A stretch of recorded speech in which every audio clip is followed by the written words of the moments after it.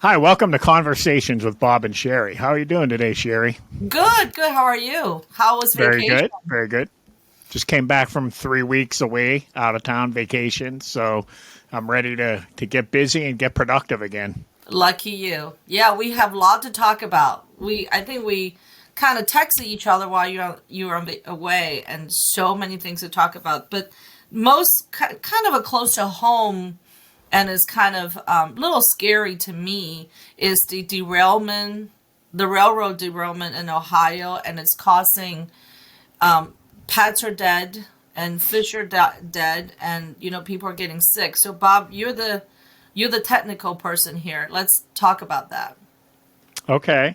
Well, I did look at what chemicals were, and what I read a lot of politicians' statements about how they're monitoring and everything's fine and they're not detecting anything. The primary chemical is vinyl chloride, and it's used to make PVC, which is in a ton of things now. I mean, it's plumbing and a lot of car parts. It's a plastic. So it's a gas.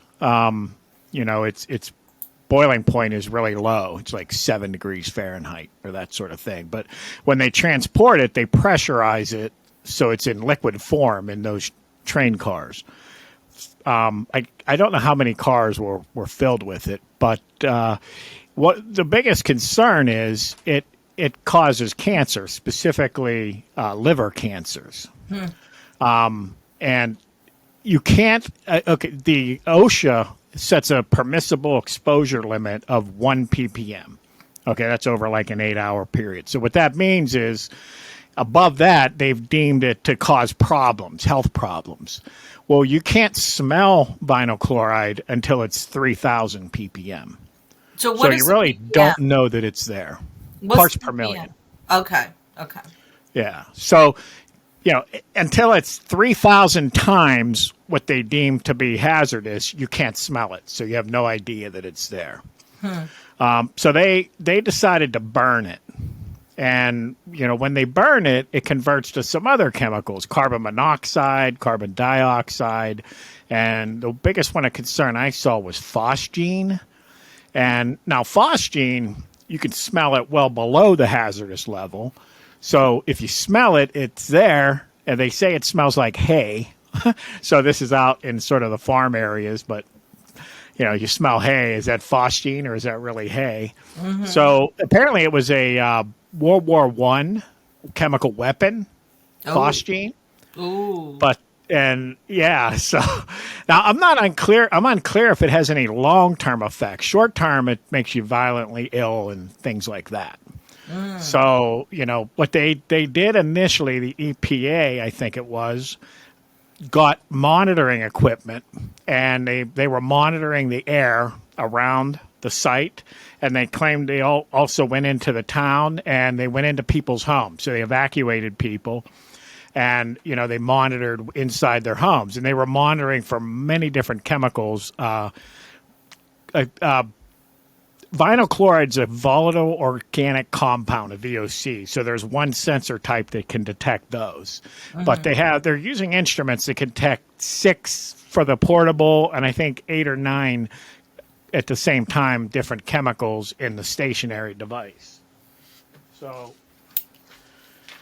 this is what the portable guy looks like. Okay. So they walk around with these, and it gives them an instantaneous measurement, and they're looking for the vinyl chloride, I guess carbon monoxide, and some other things. And then this is basically the same unit, except it's a stationary one. It's not portable. Both of these communicate data live back wirelessly, so they can actually collect the data at a central location. While the measurements are being made, they can see what's going on.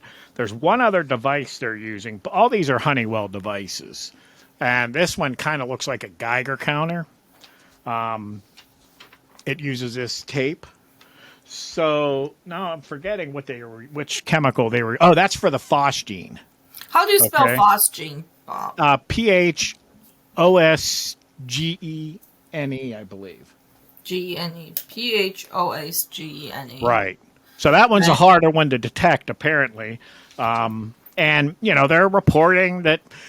So here's what they say, and I don't know if this makes regular people comfortable, but they'll say, we're not detecting any levels that would be harmful. So, I think when people hear that this causes liver cancer and phosphate's a chemical weapon, they don't want any of it.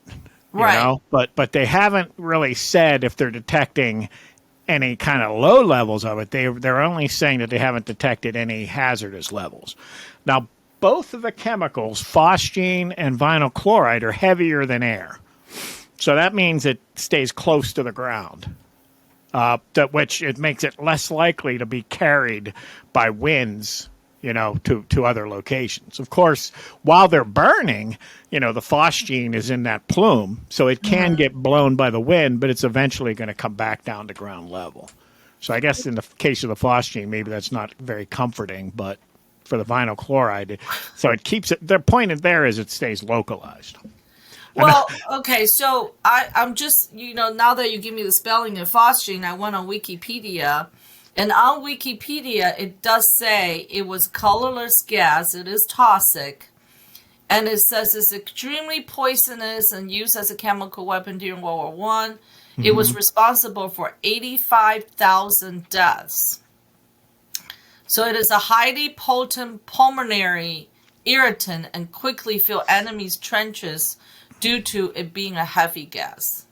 So, no, it's not comforting, Bob. Now, to be clear, they're actually creating phosgene by burning the vinyl chloride. So Now, they who's decided responsible for, ordering the burning of this? I mean... Yeah, I look for info. I would really like to understand how they take a highly flammable, chemical, a gas, and they burn it. Now, I did catch some things about trenching.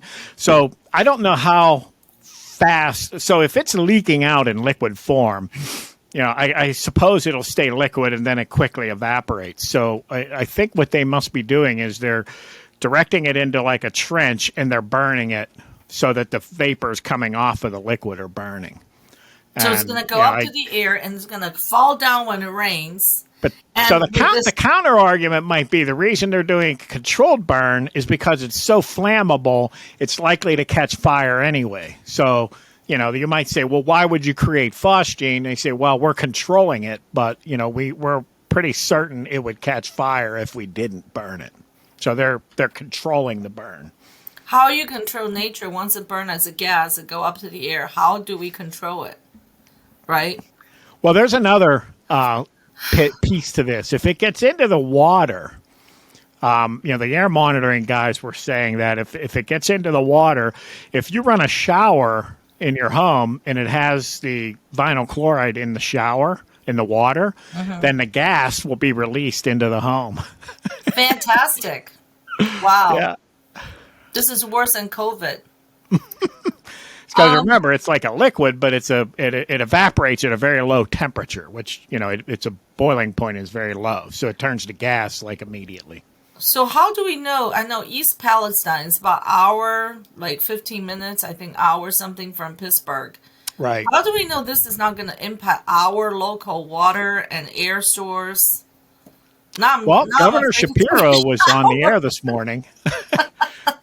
Governor Shapiro was assuring us that everything's fine, that they're doing everything, they're not detecting any. In fact, it was the words he spoke that caused me to want to investigate exactly what they're doing to monitor for this stuff.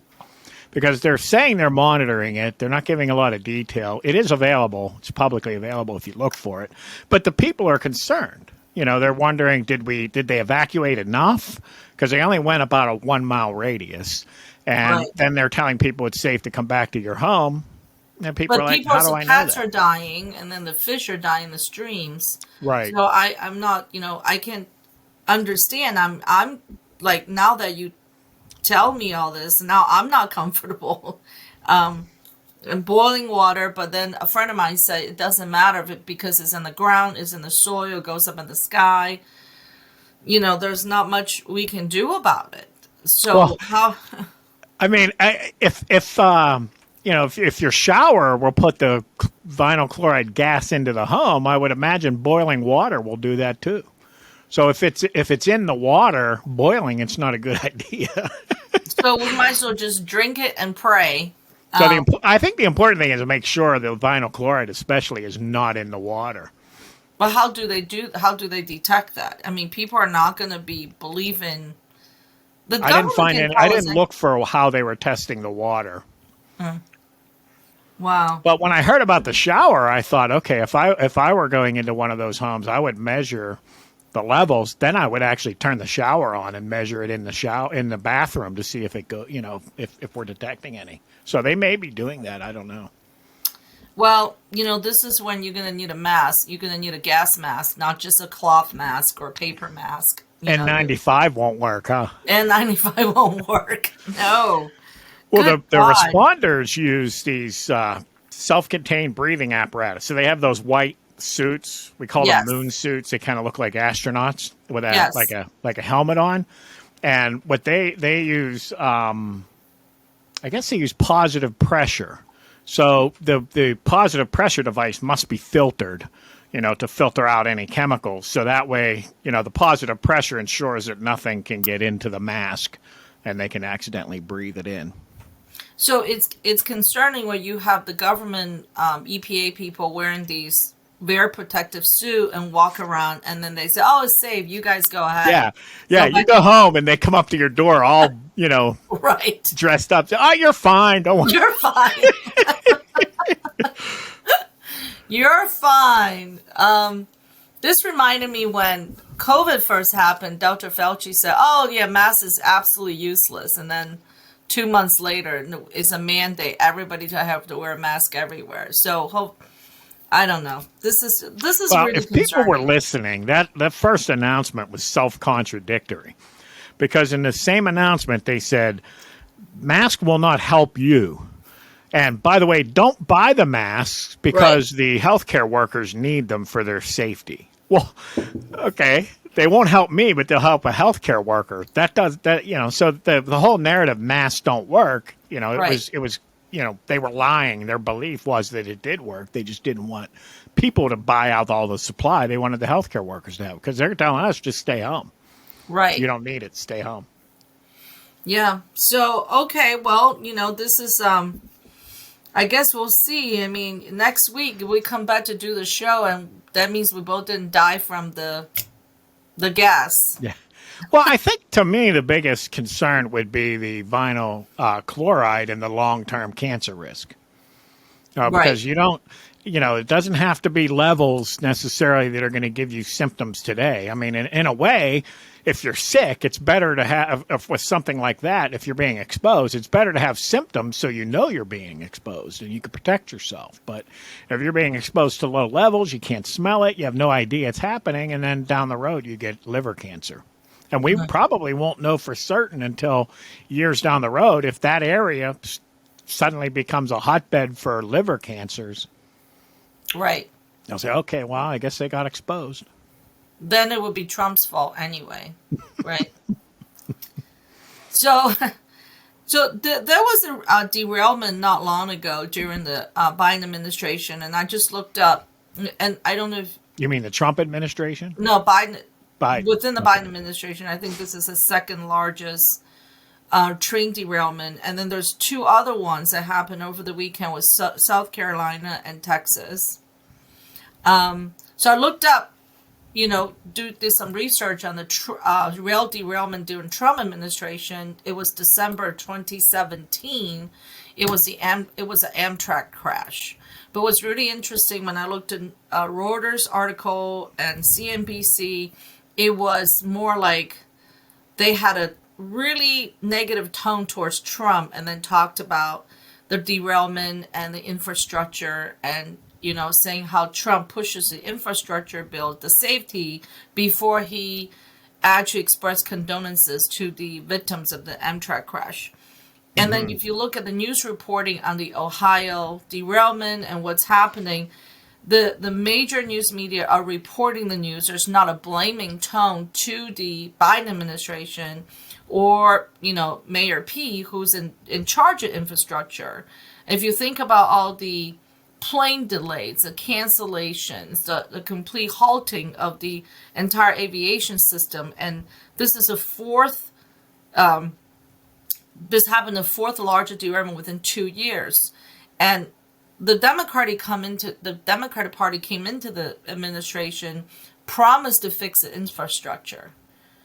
And we've been having bridges collapsing, train derailment, flight halting, and hopefully, they will continue to improve the infrastructure. We just passed this $1.7 trillion, in what do they call inflation fighting bill, whatever. How much money was in there for the infrastructure? Wasn't there an infrastructure bill too? But it included a lot of green energy, and in a way that's infrastructure. But I wasn't a big fan of that. I mean, we have bridges collapsing and things like that, and we want to help the local governments to make our infrastructure safe. I would have left all that extra agenda stuff out of it, but it's like it's an opportunity to push the green, alternative energies and all that. So they put a lot of money in it for that. We'll talk about the green energy.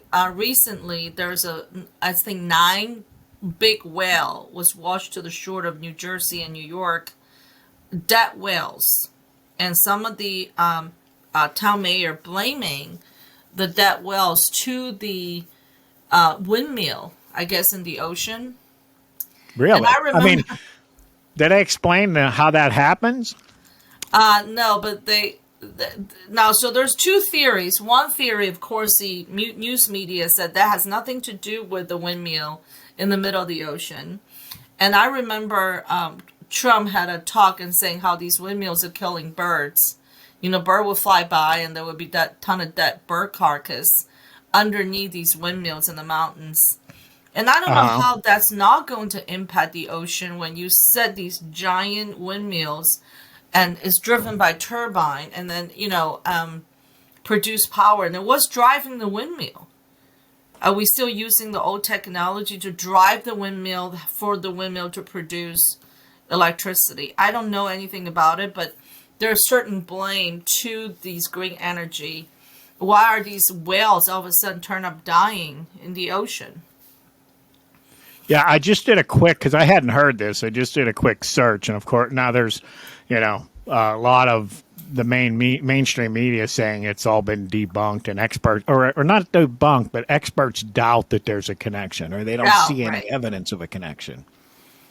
So I haven't seen, I'll have to look at what the rationale is behind the people who think that it's the windmills. Yeah, let's revisit that. And, it gets debunked and then later on, how many debunked theory that they had? Yeah. And then 2 years later, they say, actually, it was a theory that was debunked. I mean, ever since COVID, I sort of, when something like this happens, I sort of shy away from the, articles that are meant to either debunk something or advance something.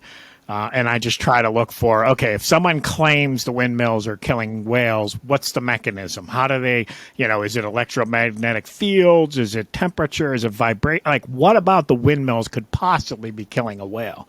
And just sort of try to weigh that, myself and look for independent information. Because, yeah, I'm sorry, but, when your purpose is to debunk something, that's going to bias your reporting of the facts and everything. Well, just like initially they said there's no way, COVID was from a bat. And 2 years later, turned out COVID was lab made and it did leak out from the lab. Yeah. It was the original debunk. And that was pure agenda. I mean, there was one scientist who was affiliated with that program. Right. He was the one who made up the story about based on the genetic, makeup that it couldn't be engineered. It had to be. And, he was one guy. And because he said what the media wanted to hear, they just ran with it. And that became, widespread 90% of the media narrative. And, it took a couple of months before I found out it was one guy. And there were a lot of people saying, no, that's not true. This easily could have been engineered. Well, I just think that, it's interesting you say that because 90% media took what one guy said and ran with it, right? So it took 2 years for us to find out it was lab leak. There is a gain of function research that's being funded, and yet the major news media do not go back and make a major news correcting what they did was wrong. They just kind of Right. like, okay, now it's lab made. We just sweep under the rug. Same thing with the Russian collusion information. After 6 years investigation, we know now it was all made up. But you don't see the major news media come out and say, you know what, we were wrong. It was No. all made up. You don't see And the any of damage that. is done. That's The the damage is frustrating done. part. Yeah. They accomplished the goal. They got the influence. They influenced the people the way they wanted them to influence them. Then they go, oh, well, we kind of messed up. Right. Too late. So let's talk about the spy balloon, the Chinese spy balloon. Okay. And I was getting a little frustrated and to see how people are not taking it seriously. Yeah. And making all kinds of memes, making fun of this balloon, and like, oh, it's not a big deal, And I have to Well, say, I'm guilty of making fun. I didn't think, I still thought it was a big deal, but I made fun. So, but go Yeah. on. Go ahead. but I don't think people understand the how significant this is to the Chinese government. What is such a big win this is to the Chinese government. So the Chinese government has made themselves a timeline. They're going to take over Taiwan in 2025. Okay? What Okay. happened?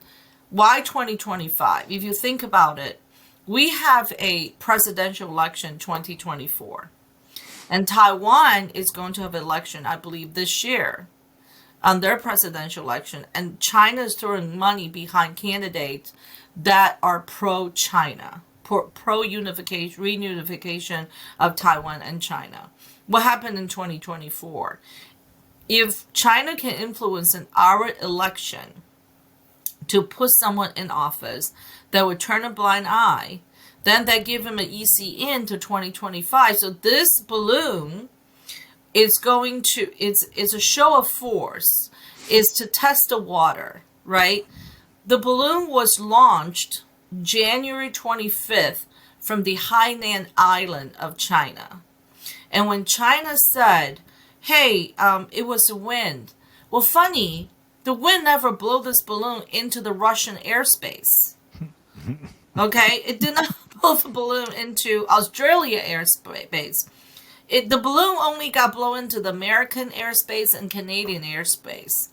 And the fact that this is such a violation of our national security, we're letting this, and interestingly, somehow the balloon knew exactly where our nuclear storage is, where our chemical lab is, where our F-13 storage spaces, and they took pictures of all this and transmitted to China. So after 10 days flying inland in United States, it got shut down. And the only reason it was shut down because some civilian spotted it, gave it to a local news reporter, then contacted NORAD, and so now the American government could not avoid talk about it, so eventually they shut it down after the balloon traveled from Hainan Island into Alaska, into Hawaii, and then travel, and then the fact that they're like, we can't shut it down because we're too afraid it's going to hurt people. But what happened when it went across the Pacific Ocean? What happened when it went to the international water area? If you knew it was launched January 25th, try to fly a balloon into the South China Sea. If not even bordering anywhere near China, just try it. And see Well, what the China- governor of Montana said there's a lot of, open space in Montana. They could have shut it down over Montana. in the mountains. What are we going to be afraid of? It killed a couple squirrels? I mean, look how many people, how many animals got killed in Ohio. Now, I think it would be a good call to try to shoot it down over water so that you can preserve it and study it.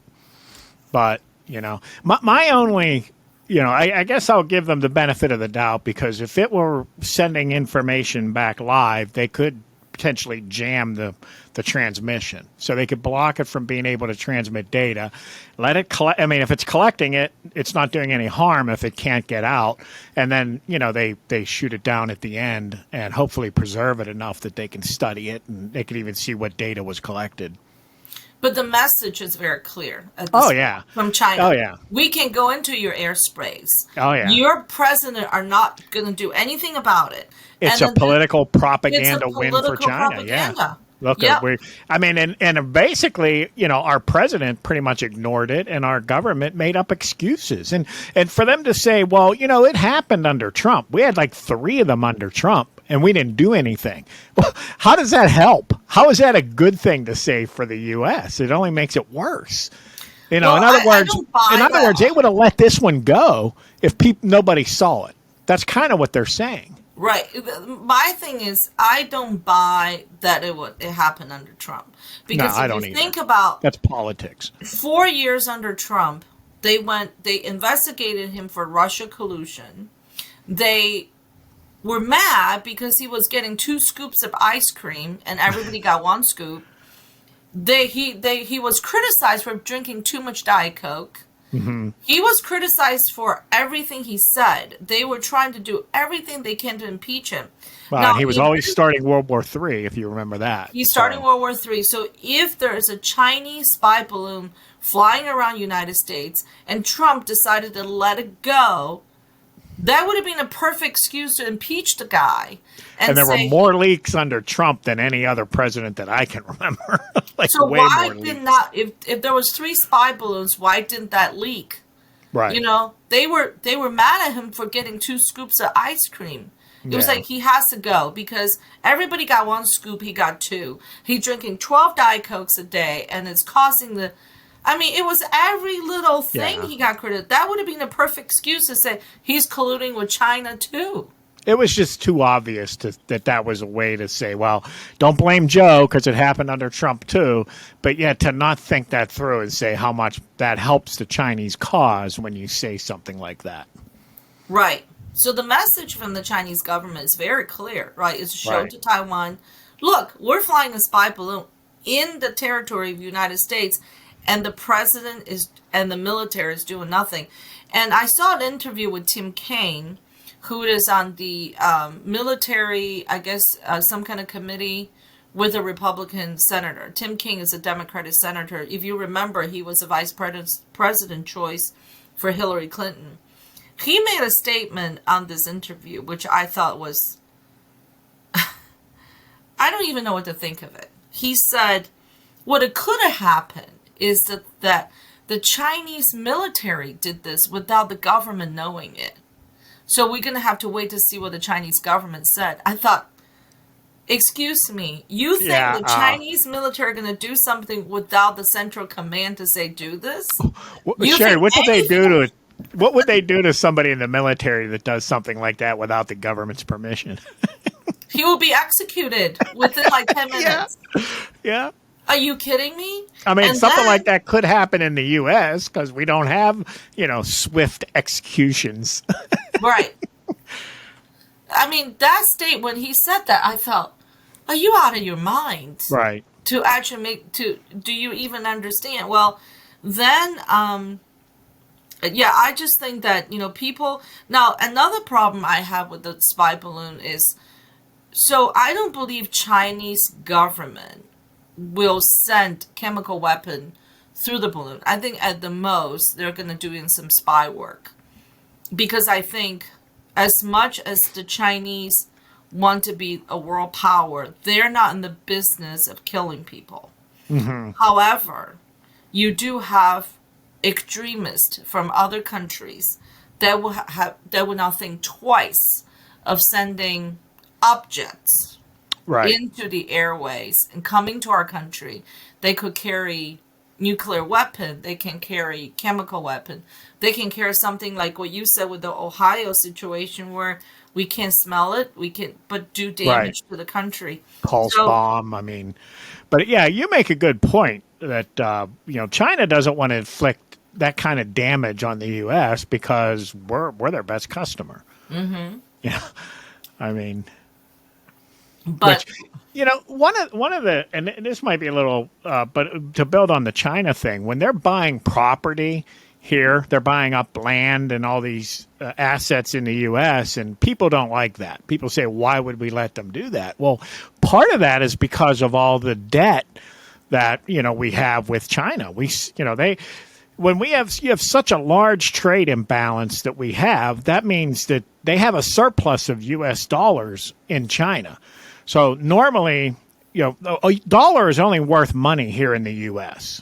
So the theory is if it doesn't make its way back to the U.S., then it's not worth anything. So when you trade with another country and you pay them in dollars, then they would typically use the dollars to buy your goods, and you have a nice balance. But when they start having this large, surplus of U.S. dollars, what do they do with them? I mean, they're only worth what people want to pay.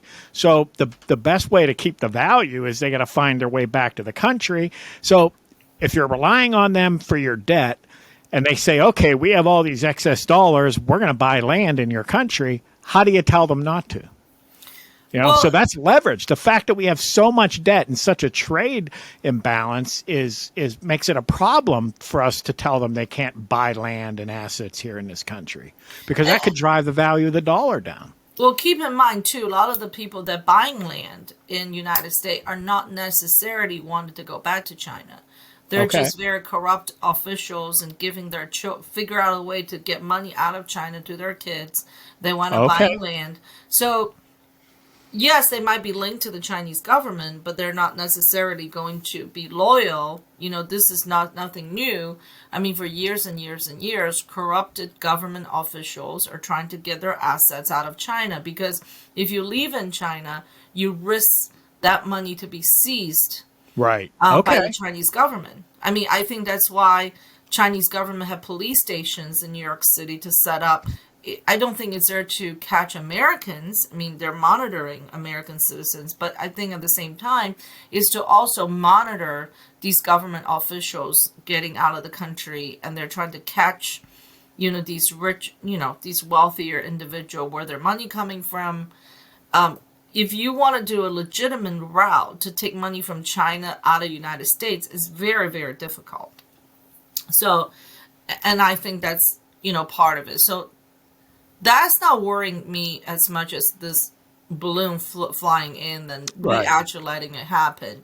And then to blame it onto the last administration is even more of, I mean, I'm sure the last administration have done many things that are wrong. Another thing is, China made an announcement in 2019.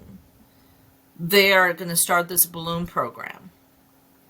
So it makes sense they produce this balloon 4 years later and be able to have the technology to chart this far.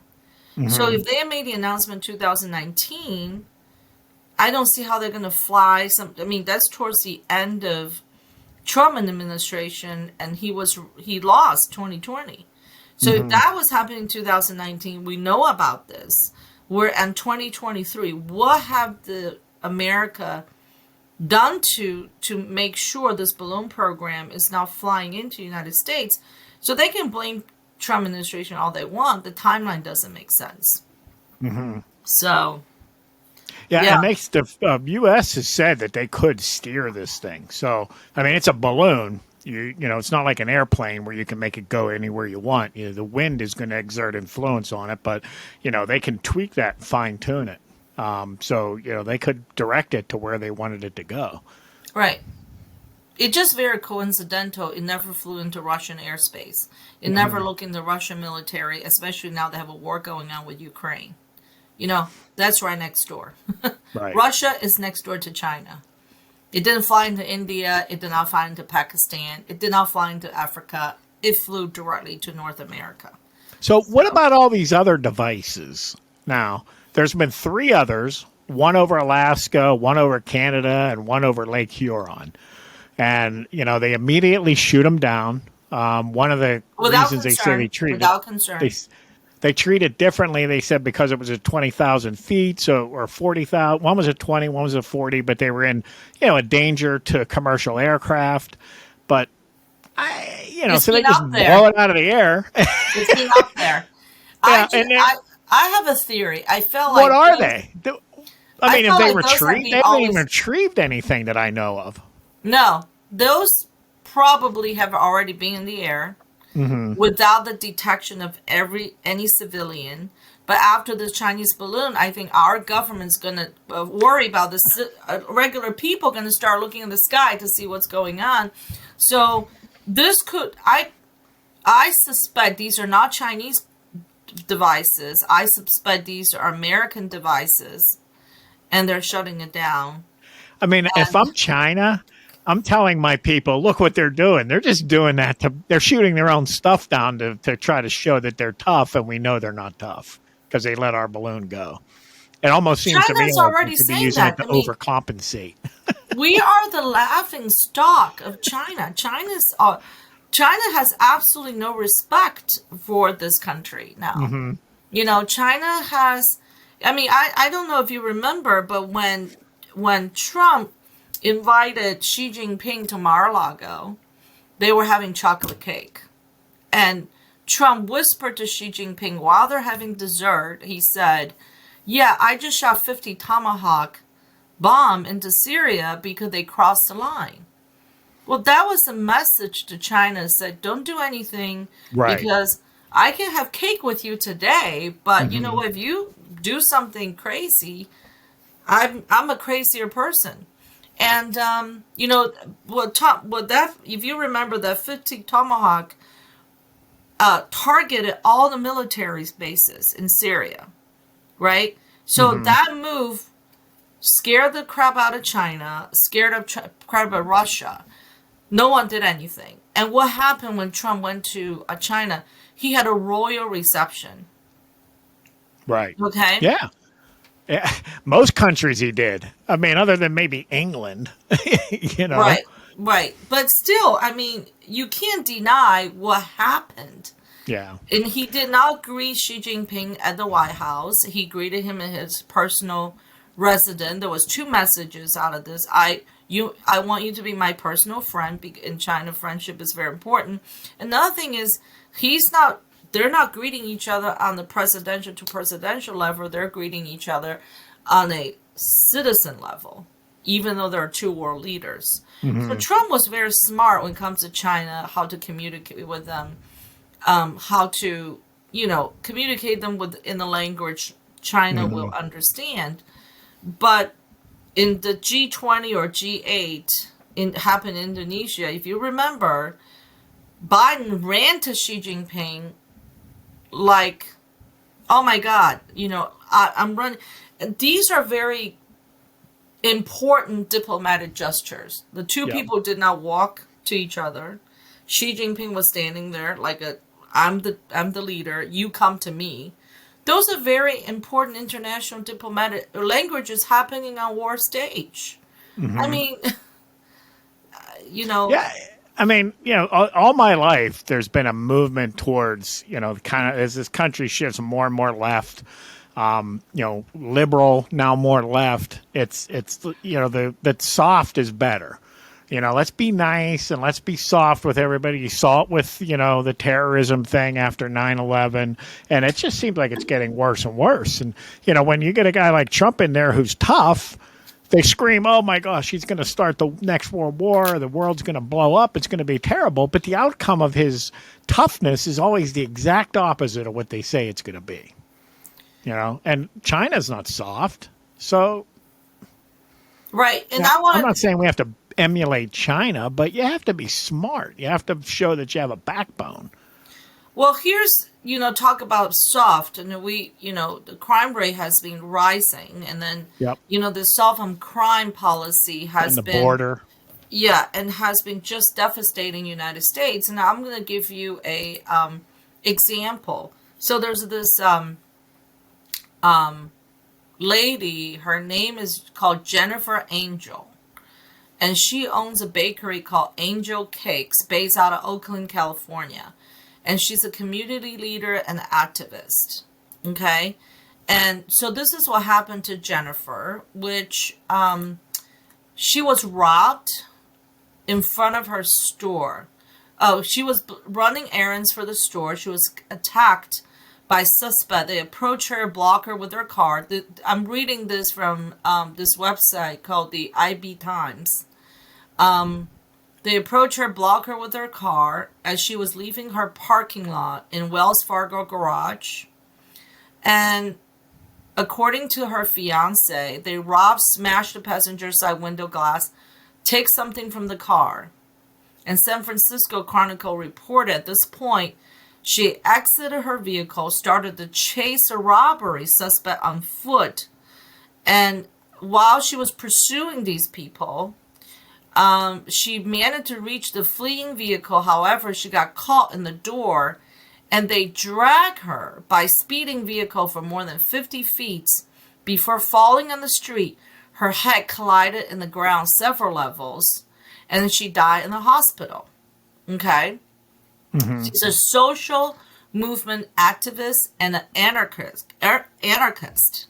In life, she was an anarchist? She was an anarchist, yes. Okay. And she was committed to community and social justice. So Jen did not believe in state violence, carcerate punishment, or incarceration as an effective or just solution to social violence and inequity. Read an update on the GoFundMe campaign. So essentially what the family's saying is, it is said that Angel believes in community members relying on one another, leading with love, centering the needs of most vulnerable, and not reporting to vengeance, inflicting more harm. Her friends and family aren't in support of arresting the ones involved in her death. However, the police do make an arrest. Her family is committed to pushing for restorative justice and pursuing all available alternative to traditional persecution. So essentially what her friends and family is saying, yes, these people caused her to die.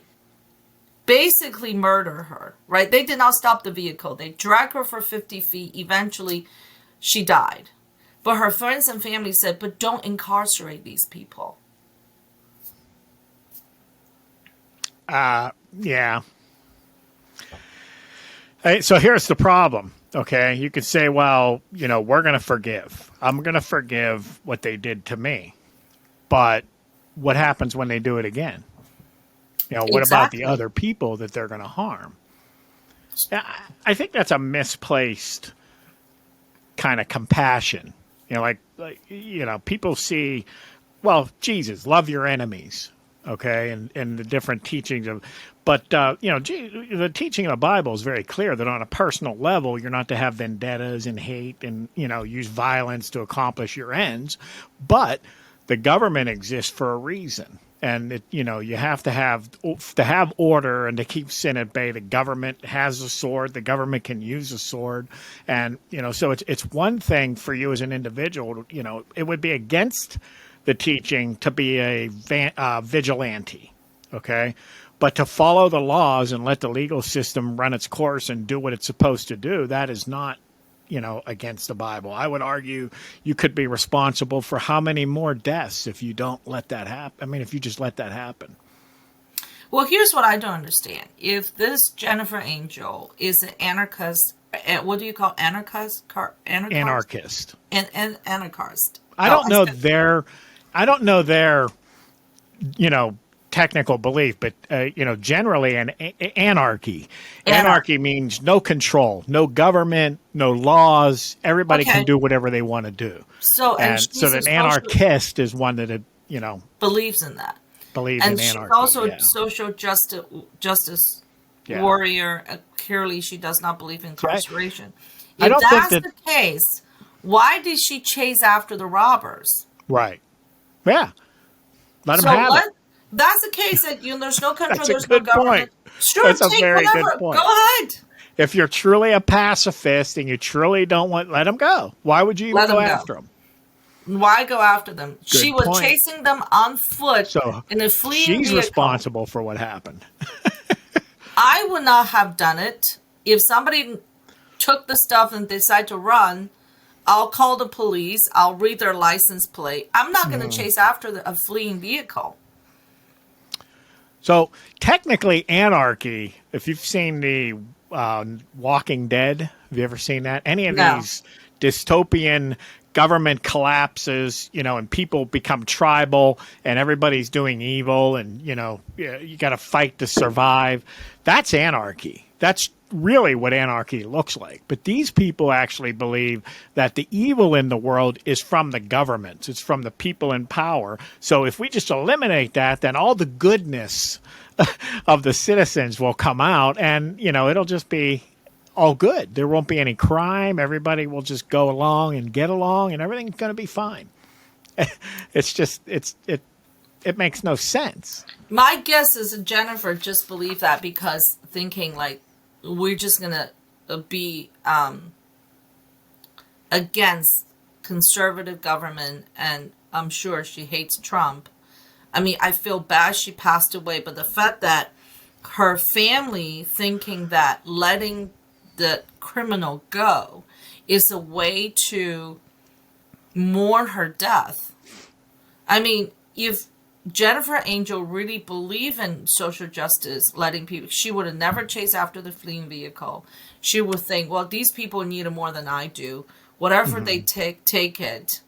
And when she getting dragged around the street, do you really think she's thinking, yeah, let me forgive these people?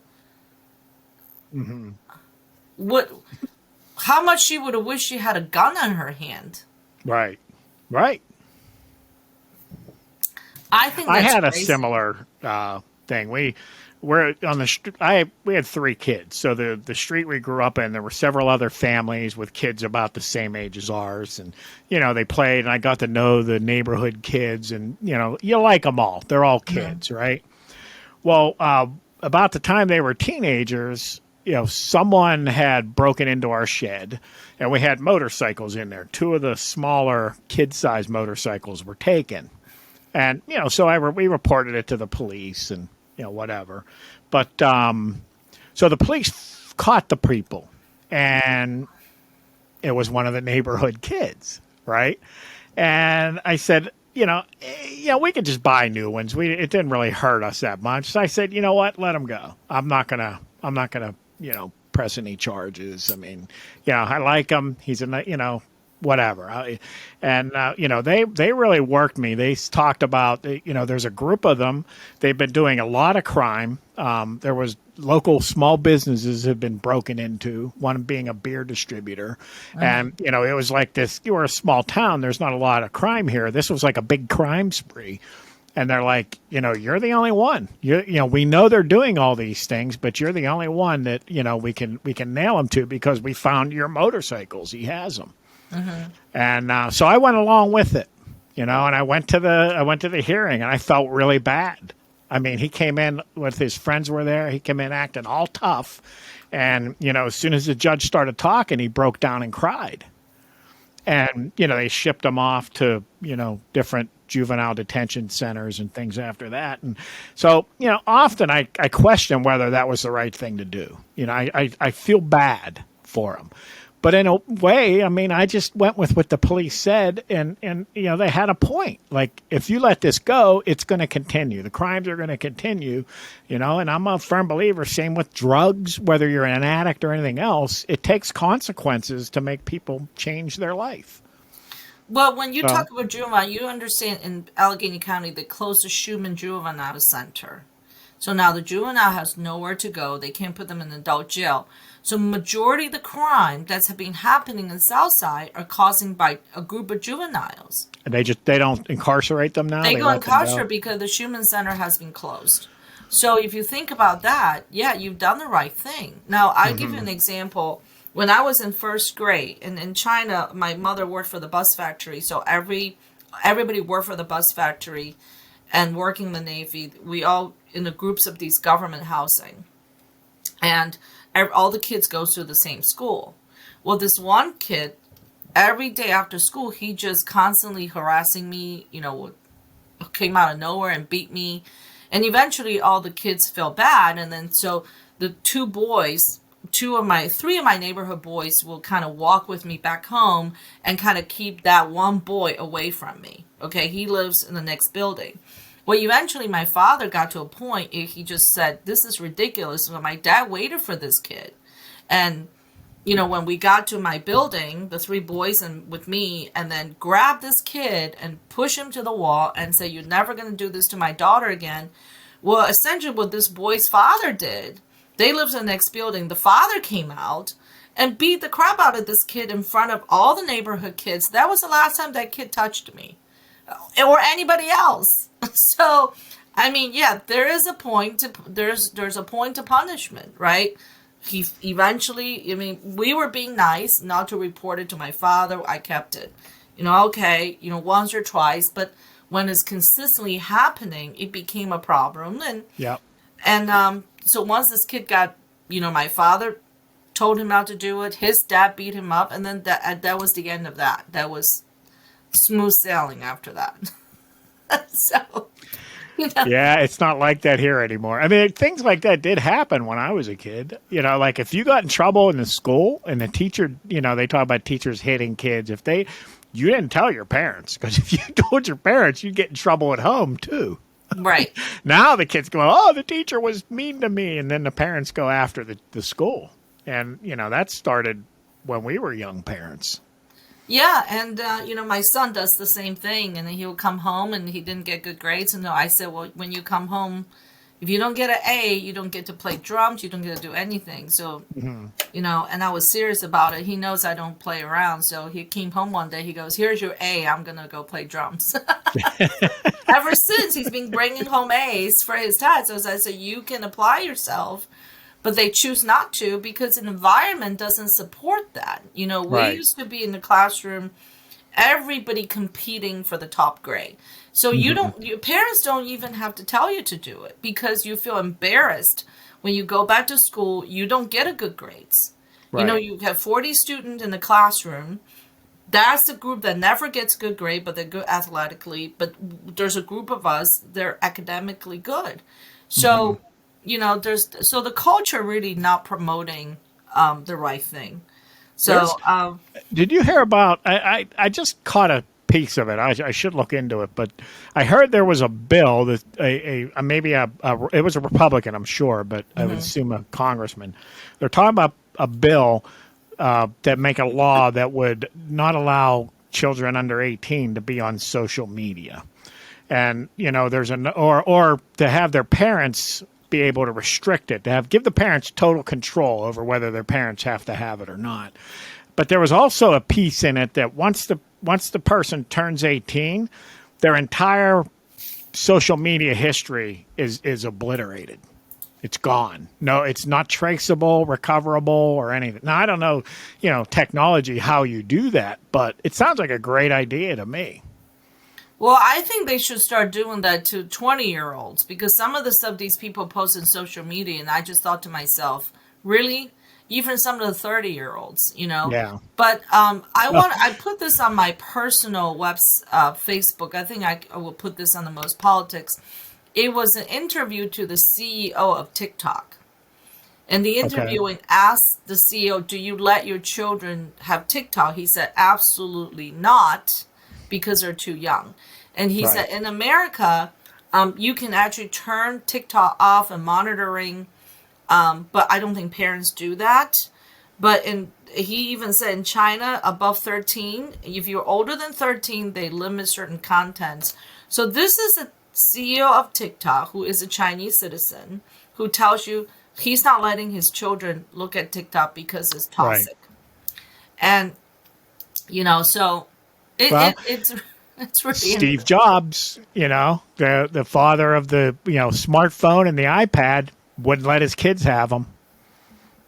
And these engineers and people that write the software for social media, they don't let their kids on social media. There you go. Which I kind of have an ethical problem. It's like, okay, you're going to promote this stuff for other people, but it's harmful, so you're not going to let your own family on it. Well, just like, does China have a fentanyl problem?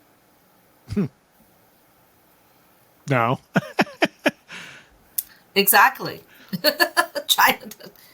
You don't see Chinese kids dying left and right, overdosing on drugs, right? But they're shipping it out to the United States. Well, and I think they know, and of course the cartels know that, you just provide good drugs to this country, and people are going to just suck it up. There's always going to be a big does market cartel for it. bosses human traffic their own children? I mean, when when it first became, that this synthetic, fentanyl's all synthetic, but this black market fentanyl was appearing in heroin and things. It was viewed as a bad thing because you could accidentally. Now it's, addicts seek it out. They want fentanyl. Right, even knowing they can die from it, which Right. is crazy. So, and I here's the thing. I think given the election that the Republican has lost, especially in Pennsylvania, especially in Allegheny County, and we know a lot of these candidates, and we know the committee. Every time they're being disappointed, they're disappointed, they're disappointed. One of the things I was watching the State of Union address sparsely, and I think the Democrats just have great messaging. Okay, here's an interesting thing. They said the rich people should pay more taxes. It's unfair in this country the wealthy people do not pay taxes. Meanwhile, while they're saying that, the IRS has made a rule.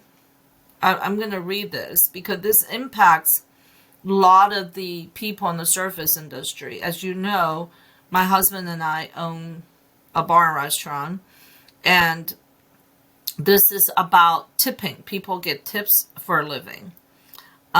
So the IRS, this is on the IRS website, introduce a new service, industry tipping reporting program.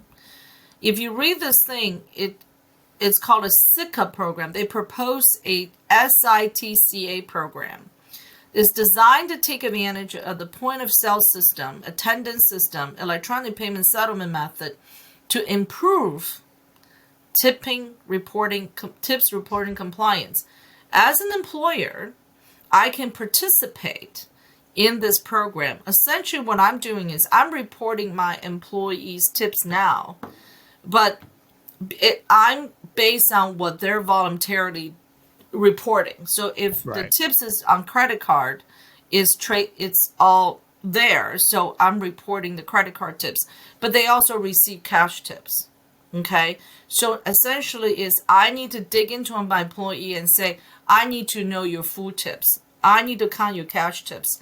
So participating employer demonstrate compliance with the program requirement by submitting annual report after the close of calendar year, reduces the need for compliant review by the IRS. So ultimately, if I don't participate in this program, the way I'm understanding it, and participate employer receive protection, essentially I will receive protection from the liability under the rules that define tips as part of the employee's pay for calendar year. So what that means on the flip side is that if I don't participate, I would not receive protection from the IRS, right? I will be liable for auditing. So as a small employer, what do? I have to participate. So I have to say, I need you to report 100% of the tips. So now, are these people that work in a restaurant and bar, most of the time they're students going to college, they're single mom, they're people who needs a second job to supplement their income. Are these the wealthy people? But interestingly, most of these people vote Democrat because they believe Democrat goes after the rich people. Mm-hmm. Well, it's clearly a lie, and I don't understand how more people don't see it. But when we were in, the Democrats will always say we're going to do this, we're going to do this, and we're going to make the rich pay for it. And people buy that. But then, like you said, they now are going to tax people. Personal transactions at $600. They want that reported in tax, and now the tips. And the reason they do that is the number of low income, middle income taxpayers. It's a huge number compared to the number of rich people and Right. corporations. Yes. So when we during COVID, they gave out $1,600 stimulus check, and I did the math because they were saying the rich people should pay for it. I did some quick math. I found out how many checks went out, multiplied it by 1,600, and got the number. That was for 1 month. Then I did the best I could to find out how many billionaires there were in the United States. And I said, if we taxed every billionaire $1 billion, how long could we fund these $1,600 paychecks? And it was like 1.5 months. So the amount of money, that we would give out in 1.5 months, and $1,600 a month is not enough to live on. So even if you took all of that from the billionaires, which some people were saying you do, the billionaire, you would take $1 billion off them. You'd lose a bunch of them then, because there's a bunch of them that are only worth $1 billion. So that's a dwindling asset. They have money. They're going to leave the country. Right. I mean, I'm going to get rid of my, So not only do you hurt the business, you hurt the economy, you hurt jobs and everything, you can't possibly pay for it all. So, when people just think it's okay to pay for college education, okay, just do all this and we're going to take it off the rich people, they buy that, and you got to do the math. You got to think it through. It's not working. That's why they're going after the $600 transactions, and that's why they're going after the tips, because they know they can't pay for this stuff. Well, here's an interesting thing. So I softly talked to, let me just include 4 people. So 2 people in their mid-50s. These are women. 3 Caucasian women. 2 people in their 50s. One is a single mom and is finally has a job now. And she was on collecting government benefit for a little bit. She's still on government benefit. She had a full-time job before and college educated. Another person who used to be a stay-at-home mom, divorcee, broke up with the previous ex-boyfriend, now is a Uber delivery driver. The third woman, she is a stay-home mom now. All these people are college educated. And she stay-home mom. Her husband worked for a big tech company. And, she had jobs, but because her husband is making decent amount of money now, so she doesn't have to work. And the childcare is actually way more expensive. Another person, she's in her early 30s. She is she's half black, half white. She's going to school and she's a waitress. Okay. All 4 are Democrat, identify themselves as Democrat, registered Democrat. So here's my question to them. If you know what you know now, would you still vote it the same way in 2020? So the first person, who's a single mom, has a kid that's my son's age, says yes, because there was way more things went wrong under Trump. So when I ask her, give me one specific thing that you think what Trump did went wrong that impact your life, she mentioned the classified document. And I said, wait a second. The classified document was after he left office, and he's the president, he can declassify. She said, COVID. She said, I don't like the way he handled COVID. But the history of this person is he never liked Trump to begin with. But then she is a she. So, but then she also does not like illegal immigration. She does not like open border. She doesn't think we should be soft on crime. She likes low taxes. And she thinks the school should teach math. Okay. So everything she wants, it's the Trump policy, but she voted the opposite, and she will continue to vote Democrat, regardless. But and I want to just tell you, these also the people, they don't really watch the news like we do.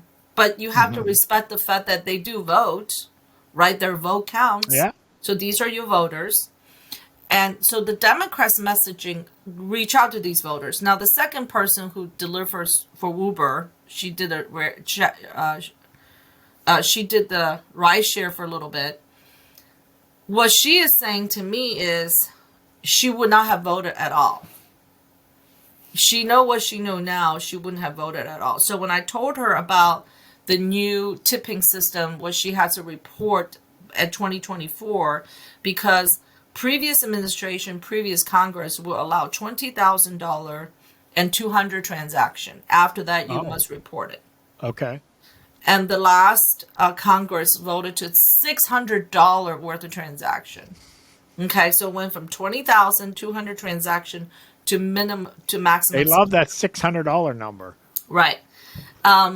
So that's the second person. The third person, the stay-home mom and her husband work for the big tech. I asked her, if you know what you know now, would you have voted the same way?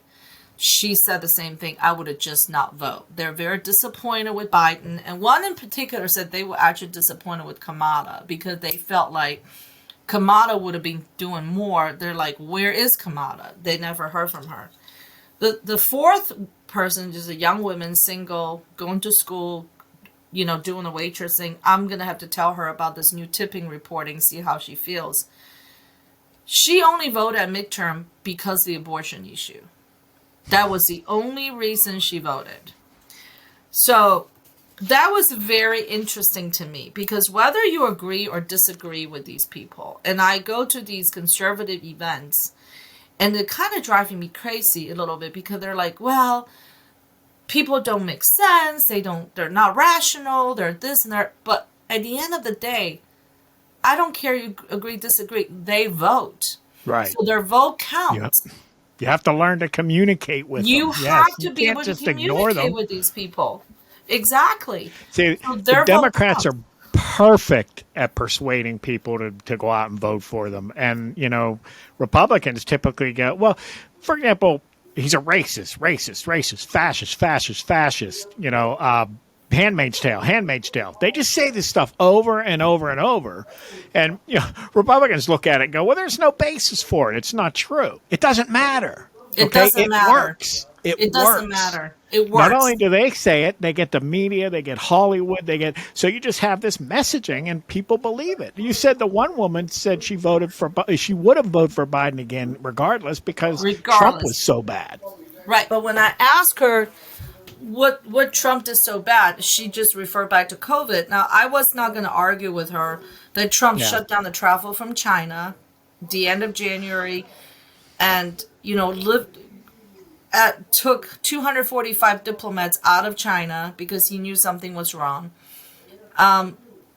He developed the vaccine. He would speed up the vaccine development. All of these happened under Trump, but conservatives just have a very terrible messaging. Although I've listened to some Kevin McCarthy's interview, I have to say we have a tough speaker. The Republican now has a tough speaker, and it was he gives it right back. He's not shy from it, and we'll see what happens. But continue this path. If the conservative continue this path, and being condescending and being dismissive to Democrats or dismissive just to people that have a little bit different opinion of them, Republicans are not going to win any election. I agree. You can't just think about what you know and what you believe. You got to think about how you can get more people to see that. Exactly. And then get in your little bubble and that's the whole thing. Republicans in this little bubble, they get together, when the election happens, they go out campaigning and they don't have a lot of young people. There's a lot of older people, at least in Allegheny County. What I see is a lot of older people have a very, very conservative belief and they keep losing elections. They keep picking, I was talking to one of the local committee chair and with one of the recent election that's lost. They pick someone that has not been in the political field.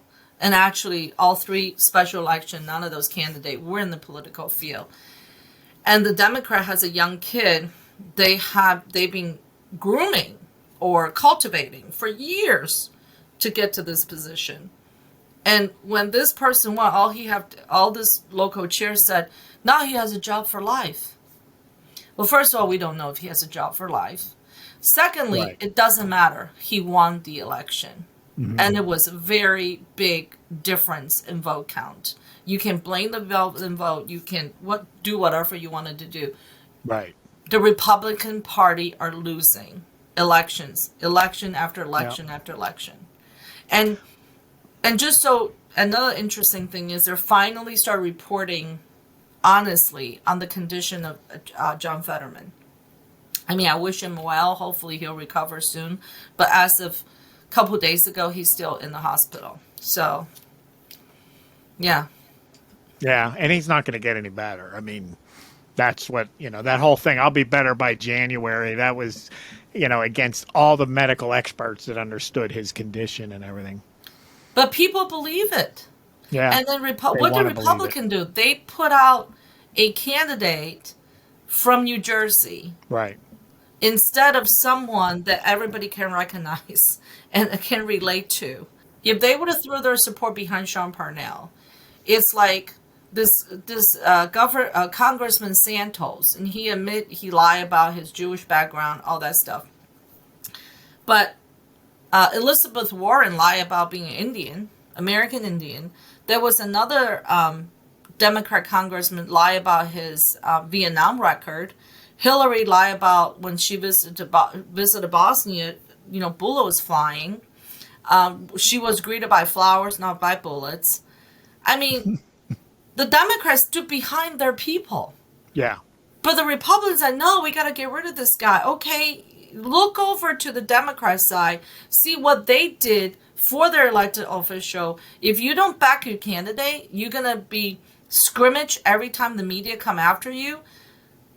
Then you lose. Right. Then you lose. You can never play the Democrat game.